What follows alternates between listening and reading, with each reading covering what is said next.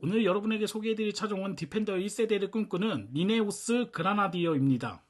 마음만 먹으면 맨체스터 유나이티드도 그냥 사버릴 수 있는 잭 클리프 회장인데 랜드로버는 그렇게 쉬운 회사가 아닌 것 같습니다.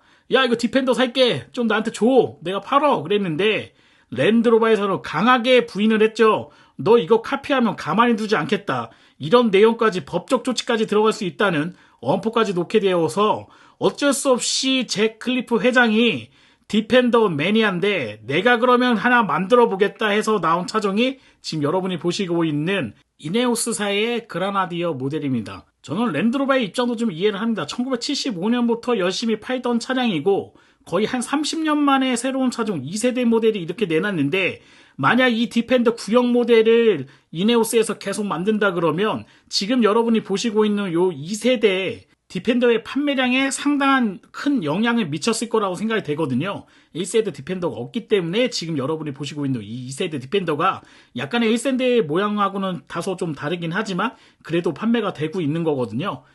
아무튼 잭 클리프 형님이 상당히 돈이 많기는 많은 것 같습니다. 2016년부터 개발을 시작해서 지금 2021년도에 이 모델을 내놨고, 프랑스 그랑테스트주에 있는 다임러의 계열사인 스마트 공장을 인수해버려요. 여기서 생산을 하겠다 이렇게 결정을 한 거죠.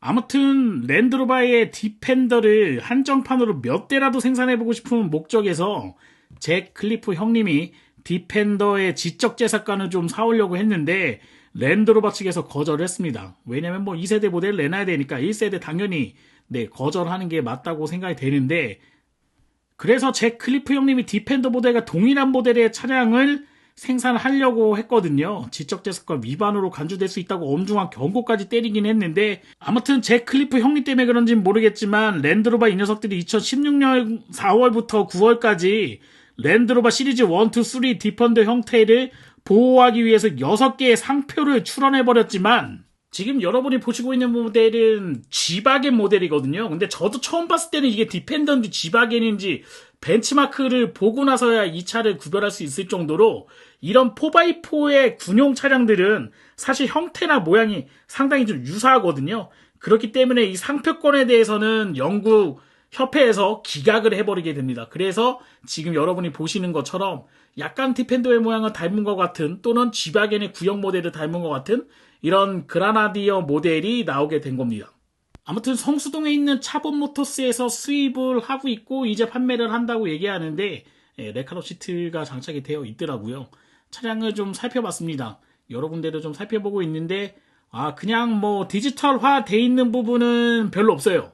이 차의 엔진이라던가 트랜스미션이라던가 이런 부분이 BMW에서 파트너십을 가지고 파워트레인 기술을 좀 받아오고 있기 때문에 엔진부터 이런 부분만 BMW의 그런 감성이 조금 느껴지고요. 나머지 부분은 상당히 아날로그틱한 그런 느낌이 많이 있고, 문을 닫아보면 정말 90년대의 갤로퍼라던가 이런 차에서 느낄 수 있는 그런 아주 아날로그틱한 그런 향수를 느낄 수 있는 차량이기 때문에 요즘에 디지털화가 상당히 많이 되어 있고, 또 전기차라던가 이런 차량들이 많이 나오고 있잖아요. 그런데 반감이 있으신 분, 또는 정통 SUV를 좀 원하시는 분들은 이 차를 한번 생각해 보시는 건 어떨까 다시 한번 생각을 하게 됩니다.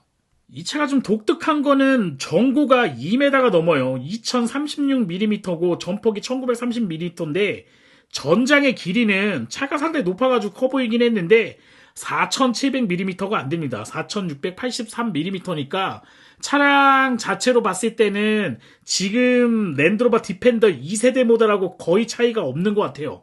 그러기 때문에 뒷좌석이 조금 넓게 느껴지지 않는 부분이 있습니다. 이런 부분은 아마 여러분들이 차량을 처음 보셨을 때는 높이 때문에 상당히 좀 큰 차라고 느끼실 수도 있는데, 실제 차량의 크기는 그렇게 크지 않다는 거 한번 생각해 보시면 될 것 같아요. 차량 내부를 보게 되면 곳곳에 아날로그틱한 그런 느낌이 많이 준비가 되어 있거든요. 그렇지만 어쩔 수 없이 BMW에서 이런 전장 부품이라던가 엔진이라던가 트랜스미션 이런 부분을 좀 받아오다 보니까 전자기 부품들이 좀 들어가 있어요. 이런 코브라 대가리라고 제가 얘기하고 있는 이런 스틱으로 되어 있는 전자식 기어 방식도 들어가 있고, 이런 부분이 약간 좀 언밸런스 하기는 하지만 마치 경비행기를 항공쇼라던가 이런 데 가게 되면 볼 수 있는 토글 스위치들이 이렇게 장착이 되어 있어요. 그래서 뭐 이렇게 토글 스위치를 한번 눌러보시고 한번 해보시고 한다 그러면 와 이게 지금 요즘에 나올 수 있는 차량인가 싶을 정도로 상당히 아날로그에 가까운 그런 차량을 제공하고 있습니다.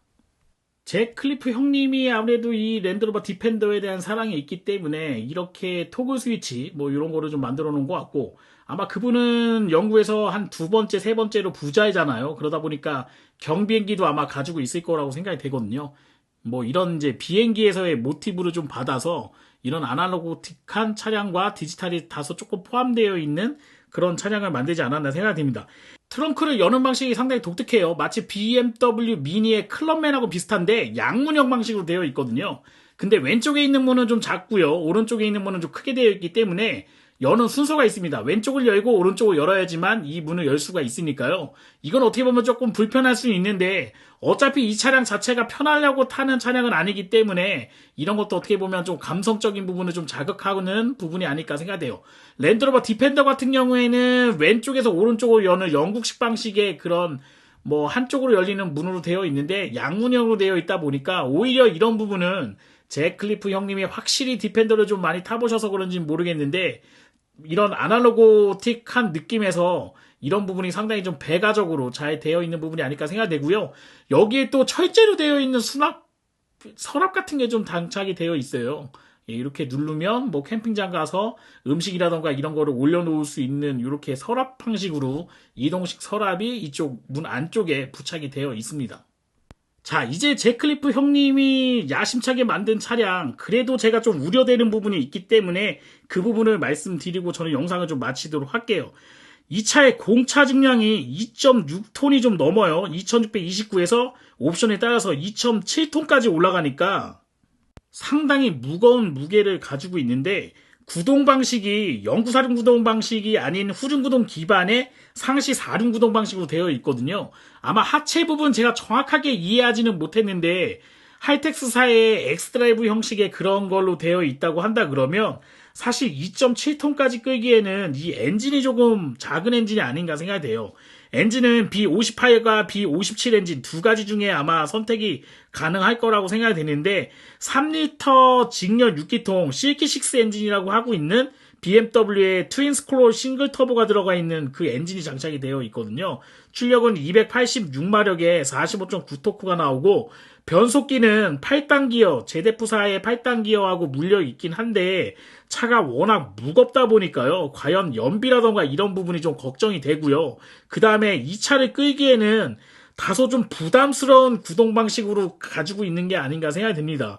디자인이라던가 이런 부분, 그 다음에 아날로그틱한 그런 감성, 그리고 오프로드를 꼭 가야 될 것 같은 4x4의 전통 군용 모델을 표방하고 있는 거는 상당히 매력이긴 하지만 BMW의 싱글 터보 엔진이 과연 이 차의 무게를 견디면서 얼마만큼의 퍼포먼스를 보여줄 수 있고 어느 정도의 그런 주행 성능을 보여줄 수 있을지 그게 조금 걱정이 돼서 이 부분은 아마 여러분들이 시승차가 나온다 그러면 그 차를 한번 운전해 보시면서 경험을 해보시고 판단해 보시기를 한번 권장해 드리고 싶습니다.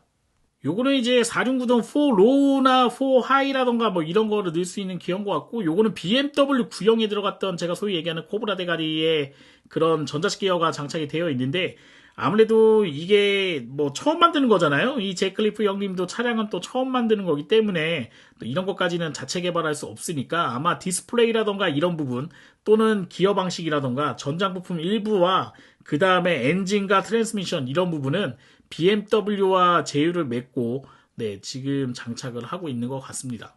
자, 이제 가장 궁금한 부분이 아마 가격이 아닐까 생각이 되는데요. 가격은 1억 990만 원부터 1억 3,900만 원까지 옵션이라던가 모델에 따라서 약간 좀 다를 수는 있겠지만 그래도 뭐 가격대는 뭐 이렇게 희소성이 있는 차량이라던가 또는 이렇게 전통적인 이 뭐 스토리를 가지고 있는 차량이라고 생각해 봤을 때 그래도 어느 정도 합리적으로 다가갈 수 있는 그런 가격대가 아닐까 생각이 돼요. 자, 결론. 이 차를 구매하시는 분들 뭐 BMW나 벤츠의 그런 완성도를 느끼실 거면 이 차를 구매하시면 안 되고요. 그냥 2세대 디펜더 편안하게 그거 구매하시면 될 것 같고요. 나는 그런 거 다 필요 없어. 나 무조건 죽어도 오프로드야. 그리고 무식하게 생겨야 돼. 그냥 나는 전통 군용 차량을 베이스로 한 차량을 원해 하면 G바겐을 구매하시면 되는데 G바겐의 단가는 뭐 거의 2억이 넘어가니까요. 그래도 가격 대비 괜찮은 차량을 한번 생각해 보신다 그러면 요 이네오스 그라나디어가 여러분에게 좋은 선택이 되지 않겠나 생각됩니다.